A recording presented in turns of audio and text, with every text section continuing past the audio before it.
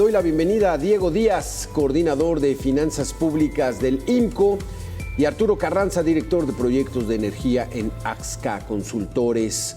¿Cómo estás, Diego? ¿Cómo estás, Arturo? Pues vaya, apenas en la víspera abordamos este tema de la gasolina, pero yo quisiera saber por qué, su opinión sobre todo. Empezamos contigo, Diego Díaz. ¿Por qué en Estados Unidos la gasolina es más cara que en México? Digo, es más barata, al contrario, que fuera más cara. ¿Por qué en Estados Unidos es más barata la gasolina que en México, Diego Díaz? Hola, Alberto, muy buenas tardes, gracias por la invitación. Mira, de entrada hay que tener en cuenta que un factor importante que determina el precio de la gasolina promedio a nivel nacional es el costo de logística o el costo que enfrentan tanto mayoristas como minoristas en términos de llevar la gasolina precisamente desde la frontera con Estados Unidos hacia las distintas regiones del país. Por ejemplo, tenemos los precios a nivel nacional en enero de 2024 más altos en, por ejemplo, Quintana Roo. Entonces, simplemente llevar esa gasolina a esa entidad federativa implica costos de transporte importantes que contribuyen precisamente a incrementar el precio que como consumidores finales pagamos por estos insumos, tanto gasolina como diésel. No hay ductos hacia Quintana Roo, ¿no? No hay ductos hacia el sureste. Hay que llevarla en pipas y eso es un costo adicional. Entonces no es culpa del gasolinero dar la gasolina cara, sino porque es el precio de la logística. ¿Es así, Arturo Carranza? Totalmente de acuerdo, Alberto. Saludo con mucho gusto a Diego y también te saludo a ti. Sí, parte esencial de la forma en que están estructurados los precios de los combustibles en México obedece al tema del desarrollo de infraestructura.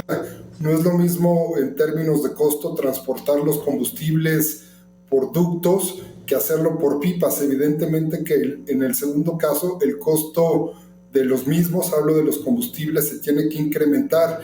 Y no solamente eso, Alberto, el tema de las terminales de almacenamiento y reparto también juega un papel determinante en la estructura de los precios de los combustibles. Si los comercializadores tienen acceso a combustible cercano, almacenado en cualquier terminal, desde luego que el costo de los combustibles tiende a reducirse de manera importante. De hecho, yo pienso que cualquier mercado que está en expansión, como el mercado de los combustibles en México, la aspiración que tiene de reducir los costos pasa necesariamente por desarrollar infraestructura, ductos, pero principalmente terminales de almacenamiento y reparto. Por ejemplo, en la Ciudad de México, Arturo Carranza, en el Valle de México, ¿hay estos centros de almacenamiento? En el Valle de México hay una terminal de almacenamiento y reparto en el norte muy importante, pero estamos hablando, Alberto, que la Ciudad de México, la zona metropolitana, es la zona que más demanda combustibles a nivel nacional, y una sola terminal no permite abastecer de manera eficiente a un mercado tan grande como es el de la zona metropolitana del Valle de México. ¿Dónde está este centro de almacenamiento? A la salida a Querétaro. Estoy tratando de, conforme platico contigo, de acordarme el nombre. No, sí. Ahorita te lo comparto. Entonces es eso, porque la narrativa en las mañanas, en la conferencia mañanera, es los gasolineros son los usureros, son los irresponsables, son los encarecedores. Diego Díaz, ¿es así? ¿Ellos son los culpables de que la gasolina esté cara? ¿Ganan mucho? No, en absoluto. Como comenta Arturo, al final de cuentas, la estructura a partir de la cual se determinan los precios de las gasolinas y el diésel, pues depende en primer lugar del costo de referencia, en este caso el petróleo, o el costo al cual se vende en la frontera norte del país, desde Estados Unidos, que representa aproximadamente el 50% del costo total de las gasolinas. Estamos hablando, por ejemplo, de que el 31 de enero de este año el precio promedio a nivel nacional de la gasolina regular fue de 24.3 pesos por litro. De estos 24 pesos por litro, 11 se determinan a partir del precio internacional de referencia. Estamos hablando ya del 45%. Además, tenemos una parte muy importante que representa alrededor del 35-40%, que son los impuestos que cobra el gobierno federal. tanto el IVA como el IEPS, el Impuesto Especial sobre Producción y Servicios, que se divide en 3 categorías. Este último se divide en el IEPS federal, que son más o menos 6 pesos por litro. Después tenemos el IEPS estatal, que son 57 centavos por litro. Y por último, el IEPS aplicable a combustibles fósiles, que este es de 17 centavos también por litro. Entonces, si tomamos el IEPS y a eso le sumamos el IVA, pues estamos llegando alrededor de 9 pesos de estos 24 pesos por litro, que contribuyen también a incrementar estos precios. Y por supuesto también están los costos de logística, los costos de almacenamiento, transporte, el ajuste por calidad y el propio margen que tienen y que deberían tener, por supuesto, tanto los mayoristas, en este caso Pemex principalmente, pero también los minoristas, que son los que tienen las estaciones de servicio, las gasolineras, que también tienen que tener una ganancia, pero son montos muy pequeños. Sí. Realmente lo que determina el precio son otros factores más allá de los gasolineros. ¿Y más o menos cuál es el margen de rentabilidad de un gasolinero aquí en la Ciudad de México, Diego? Mira, no tengo en este momento el dato. Lo que te podría decir es que 5 pesos de estos 24 pesos por litro, ahí ya está incluido tanto el margen de las grandes transnacionales como el margen de las empresas pequeñas, además, por supuesto, de sus costos de transporte, almacenamiento, etcétera. Sí, Arturo Carranza, entonces, pues no es tanto del gasolinero y quiere poner precio tope la presidenta, 24 pesos máximo la gasolina magna. ¿Eso cómo lo ves? ¿Viable? No, yo empezaría, perdón, Alberto, por lo primero, desde luego, que no tiene que ver con los gasolineros. Los empresarios están ejerciendo una actividad económica sobre la cual existen reglas muy claras y las están acatando. La obtención de algún margen de utilidad no está fuera de la ley. En México existe un mercado de los combustibles abierto a la competencia, donde los precios finales al consumidor se fijan, insisto, sobre la base de la misma competencia. Entonces, pues hay que partir del hecho de que los empresarios que se dedican a la comercialización, a la venta al público de los combustibles, bajo el modelo actual, no están infringiendo ninguna ley si ellos establecen el precio final al que venden las gasolinas. Ya sería una decisión de los consumidores si toman gasolina en tal o cual estación de servicio.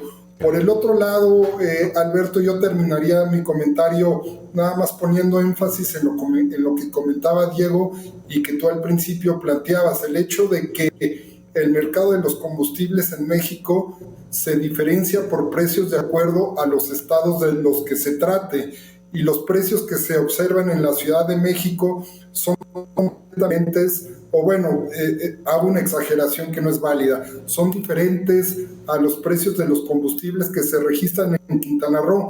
¿Por qué? Por los hechos que ya comentaba Diego, el hecho de mover los combustibles de Estados Unidos a Quintana Roo no es lo mismo que moverlos a la Ciudad de México.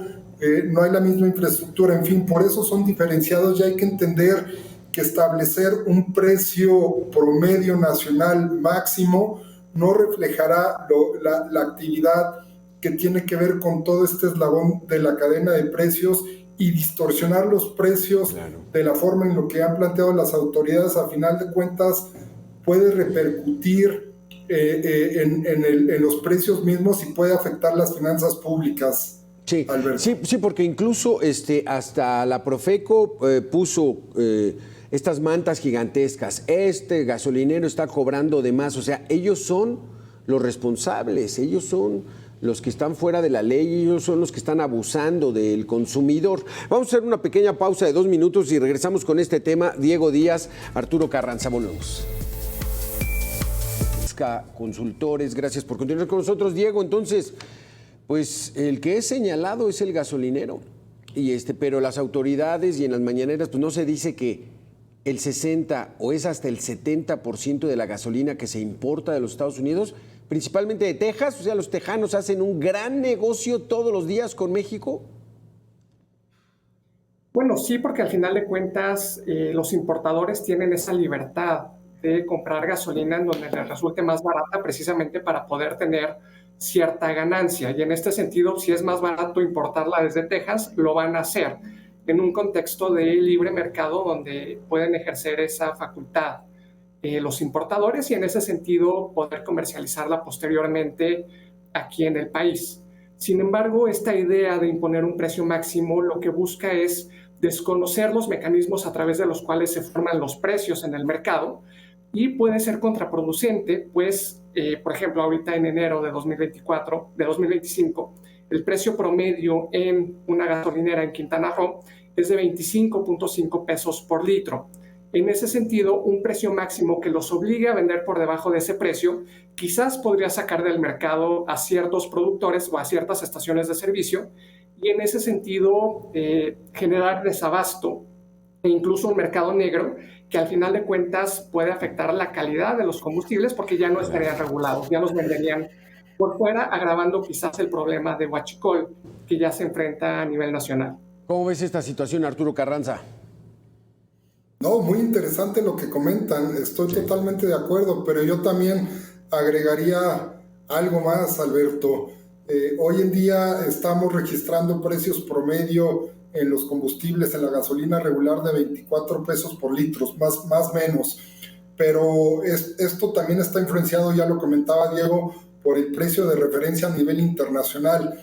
La expectativa en los próximos meses es que debido al aumento de la producción de petróleo que se espera en Estados Unidos, que se espera en la OPEP, es que los precios internacionales del petróleo y de los combustibles tienda a bajar en los siguientes meses. ¿Qué pasará si se establece un precio máximo de $24 y en los mercados internacionales el precio de los combustibles baja? En este escenario de precios administrados en México, pues los empresarios de estaciones de servicio con un precio que permanezca estable y cuando los mercados internacionales bajen, pues evidentemente obtendrían más ganancias. Sería en beneficio de los empresarios dedicados a esta actividad. Por eso insisto que este tipo de productos, hablo de los combustibles, no es la mejor forma de administrar sus precios porque dependen de diferentes elementos, muchos de ellos que no están atados a las voluntades del gobierno y por eso administrarlos es en perjuicio de las finanzas públicas. Platíquenos un poquitito, Diego Díaz, Arturo Carranzas, de Deer Park. Compramos una refinería en Houston, $600 millones y creo que hasta salió un poquito más, ¿no? Porque ya después salió que le habían dado un pago adicional. ¿Qué beneficios ha tenido México con Deer Park? ¿Nos convino esa transacción? Mira, en términos de las utilidades, Pemex reporta en sus estados financieros trimestrales las utilidades por subsidiaria y de hecho separa a Deer Park de Pemex Transformación Industrial. Desde esta perspectiva, sí Deer Park tiene ganancias, a diferencia de Transformación Industrial que lleva por lo menos una década registrando pérdidas año con año. Entonces, desde una perspectiva financiera, parece que sí se están generando utilidades, pero en este momento no te podría decir si ello se ha traducido o no en menores precios para los consumidores, porque al final de cuentas eso es lo importante. Esa gasolina de esa refinería, la gasolina de esa refinería de Deer Park, ¿llega a México, Arturo Carranza? No, Alberto, prácticamente los contratos que ya existen, que los viene acarreando Petróleos Mexicanos, son contratos que esta refinería tenía con otras empresas en diferentes partes del mundo, diferentes mercados. Lo cierto es que, habiendo dicho esto, yo sí creo que el modelo de negocios de Deer Park es en beneficio de Petróleos Mexicanos y del Estado mexicano. Esta refinería costó prácticamente la mitad de lo que costó la refinería de Dos Bocas y procesa y produce prácticamente lo que la refinería de Dos Bocas está programada para producir. Los ingresos que se generan en Deer Park por la venta de combustible son ingresos, aunque no viene el combustible a México, son ingresos que se reflejan en las finanzas de Petróleos Mexicanos y por eso es en beneficio. Creo en todo caso, Alberto, que este tipo de modelos, hablo de la compra de refinerías que ya están en operación, puede beneficiar a empresas petroleras que todavía tienen en el modelo de la comercialización de combustibles una de sus principales ramas de negocio, y en este sentido Deer Park ha sido exitoso para Petróleos Mexicanos. Pues mira, pues al menos, ¿no? No vemos esa gasolina, pero a Pemex le está dando cierto respiro. Pero ahora hablemos de Dos Bocas, de esta refinería Olmeca. ¿Para cuándo ya la tendremos al 100%, Diego Díaz? Finalmente, ¿cuánto costó? ¿Cuánto nos costó a todos? Y si va a solucionar algo. Mira, uno de los grandes problemas a la hora de construir infraestructura, particularmente durante la administración pasada, pero también en administraciones anteriores, es la falta de transparencia para estos proyectos emblemáticos, para estas grandes obras y proyectos de inversión. En este momento no sabemos realmente cuánto costó Dos Bocas, precisamente en este contexto de falta de transparencia, porque se reservó parte de esta ante las solicitudes de información por parte del INAI, y en este sentido no sabemos realmente cuánto nos costó, ni tampoco cuál va a ser eventualmente el balance en términos de los beneficios que pudiera tener, si es que tiene algún tipo de beneficio para los consumidores en términos de la producción de gasolinas, sí. Y si sobre todo si esto se refleja o no eventualmente en menores precios, porque esa fue la justificación por parte del gobierno. Pero que dijeron que iba a costar $8,000 millones. Ya después que no, pues salió un poquito más cara en 16,000 millones, pero ya hay algunos articulistas y analistas que dicen que anda rondando los 20,000 millones, Diego Díaz, Arturo Carranza. Sí, el tema es que no tenemos una fuente oficial. Es al final de cuentas distintas filtraciones o algunos documentos, pero que no son públicos y que al final de cuentas como ciudadanos que pagamos ese tipo de proyectos a través de nuestros impuestos, pues no conocemos realmente cuánto nos costó a los mexicanos este tipo de proyectos que desde un inicio no tenían una justificación lo suficientemente sólida para construirse, cuando quizás se pudieron llevar a cabo obras alternativas, como comentaba Arturo, en términos del transporte y viaductos, que quizás pudieron haber sido menos costosos y más rentables para nosotros como mexicanos. Porque son, ¿qué? 20,000 millones de dólares, 400,000 millones de pesos que bien pudieron haberse metido en almacenamiento, en distribución. Vamos a hacer una pequeña pausa, Diego Díaz, Arturo Carranza. Volvemos, este tema está muy interesante, en 2 minutos. Director de proyectos de energía en AXA Consultores. Pues Arturo Carranza, ¿qué decir ante esta situación? ¿Cuánto estimas que nos salió Dos Bocas? ¿Cuándo va a funcionar? ¿Y qué es lo que va a pasar? ¿Solucionará el consumo de gasolina de este país? Muchas preguntas, Alberto. Yo empezaría por comentar lo que la Secretaría de Hacienda ha informado, que está comprobado que existe un sobrecosto en la construcción de Dos Bocas. La Secretaría de Hacienda en su última información plantea que esta refinería tiene un costo más o menos de 16,000 millones de dólares, cuando inicialmente estaba estimada en 8,000 millones de dólares. Esta diferencia, ya lo decían ustedes, Alberto, implica un costo para las finanzas públicas y un costo que, por cierto, tenemos que pagar las y los consumidores. Y no solo eso, cada día de atraso en la entrada en operación de Dos Bocas implica un sobrecosto adicional que seguiremos pagando las y los mexicanos.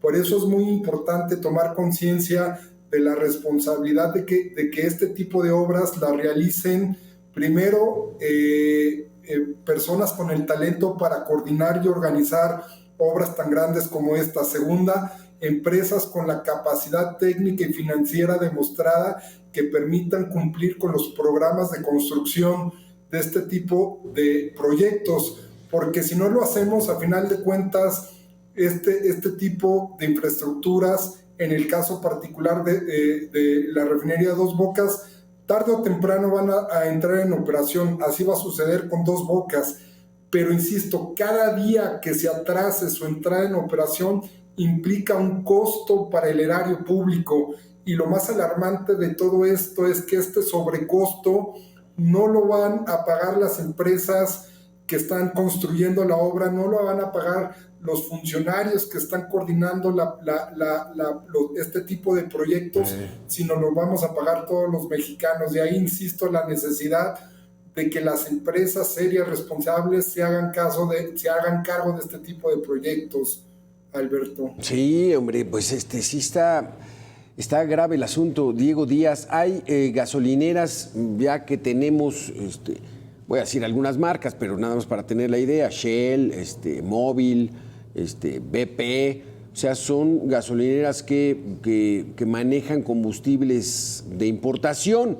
Los precios son mucho más altos, pero bueno, hay gente que decide consumirlos ahí. ¿Ahí qué se puede hacer, Diego?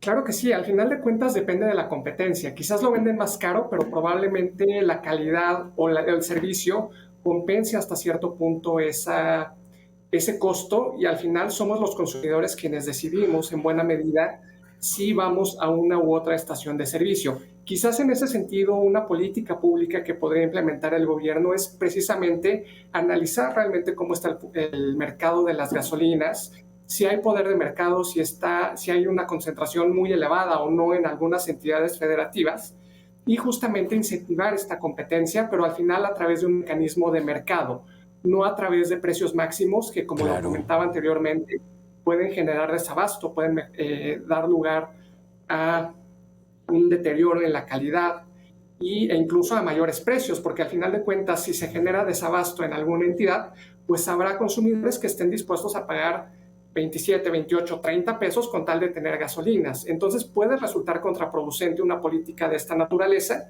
y quizás deberíamos enfocarnos en mecanismos de mercado a través de la competencia económica, y también, como lo comentaba Arturo, pues también mejorar la infraestructura para reducir los costos logísticos que implica llevar gasolinas desde la frontera o desde la costa del Golfo de México hacia entidades federativas que tienen costos relativamente altos por esta razón. El actual régimen, Arturo Carranza, entró en 2018. En 2019, a principios de ese año, vino esa explosión terrible en Tlahuelilpan, en Hidalgo. Fue por Huachicol, estaban picando unos ductos, vino esta terrible tragedia, y de ahí a los meses ya no hay Huachicol. Ya se acabó, ya lo tenemos controlado, el ejército está supervisando cada metro de los ductos. ¿Qué hay de cierto en eso, Arturo Carranza, a 6 años de distancia? No, Alberto, de cara a la realidad, yo creo que es muy importante reconocer que este problema del huachicol persiste en México. Basta con recorrer la autopista de México-Querétaro para darse cuenta que los puntos de comercialización de combustibles ilícitos se han ido incrementando. Hay trabajos periodísticos que perfectamente documentan este tipo de actividades ilícitas, y yo creo que es un problema sobre el cual tiene que atenderse no solamente desde la parte del gobierno, sino también tienen que estar involucrados los empresarios que se dedican a la venta al público de combustibles. Y de hecho los empresarios han manifestado que están dispuestos a seguir contribuyendo al combate del huachicol.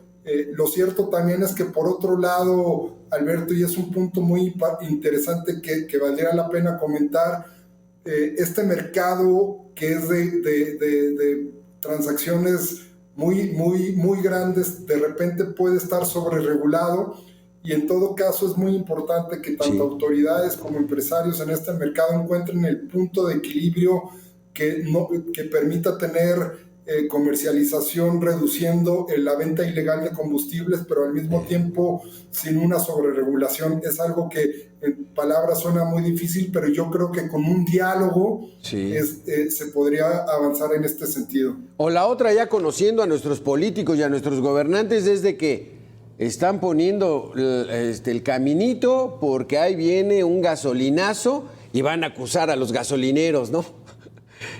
Yo no sé qué datos vayan a tener, pero bueno, hay que estar preparados. Diego Díaz, coordinador de finanzas públicas del Instituto Mexicano de Competitividad del IMCO. Arturo Carranza, director de proyectos de energía de AXCA Consultores. Muchas gracias a los dos por haber estado con nosotros aquí en A Debate. Vamos a hacer